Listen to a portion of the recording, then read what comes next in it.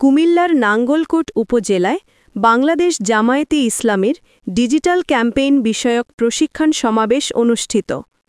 Staff reporter Shahriar Hossain সোহান এর তথ্যচিত্রে দেখুন বিস্তারিত।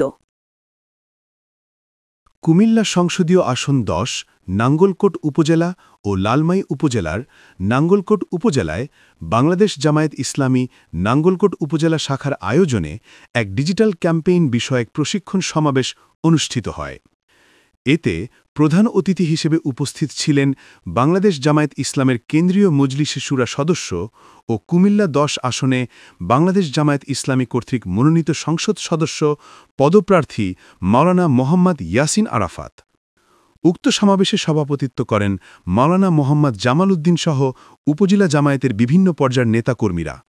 প্রধান অতিথির বক্তব্যে মাওলানা মোহাম্মদ ইয়াসিন আরাফাত বলেন, আগামী নির্বাচনে ক্ষমতা দেওয়ার সম্ভাবনা বেশি কার? জামাত ইসলামী। এখন যে পরিবেশটা তৈরি হয়েছে, এই পরিবেশ যদি ক্ষুণ্ণ হয়, এই পরিবেশ যদি নষ্ট হয়, তাহলে ক্ষমতা দেওয়ার সম্ভাবনা নষ্ট হবে কার? আমাদের। সুতরাং আগামী দিনে পরিবেশ সংরক্ষণ, এই পরিবেশ ধরে রাখা এবং আমাদের পক্ষে যে জনমত তৈরি হয়েছে, এই জনমতকে আরো শক্তিশালী করার জন্য আমাদের করণীয় কি, সে বিষয় নিয়ে মূলত আজকের এই প্রোগ্রাম। আপনাদেরকে বাছাই করে ডেকে নিয়ে আসা হয়েছে।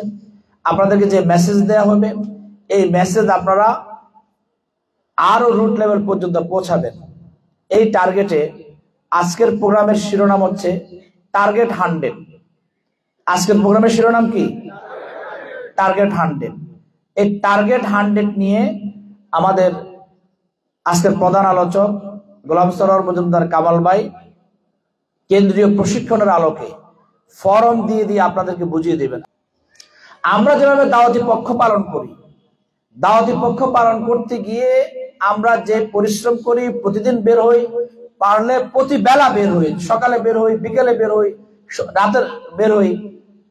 আমাদের বলা হয়েছে আগামী ফেব্রুয়ারির নির্বাচন পর্যন্ত আমাদের প্রতিদিন এভাবে বের হইতে হবে।